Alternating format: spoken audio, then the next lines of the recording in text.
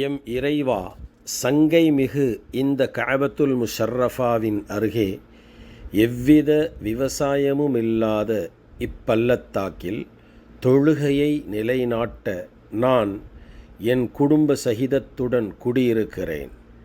எனவே மக்களின் ஒரு பெருந்தொகையினரின் இதயங்களை அவர்களின் பால் சாய்ந்திடச் செய்வாயாக. இன்னும் உனக்கு நன்றி செலுத்தும் பொருட்டு கனிவர்க்கங்கள் உள்ளிட்ட ஆகாரங்களை தந்து அவர்களுக்கு வாழ்வாதாரத்தை அருள்வாயாக. எம் இறைவா, நாங்கள் மறைத்து வைத்திருப்பதையும் பகிரங்கப்படுத்துவதையும் நிச்சயமாக நீ அறிகிறாய்.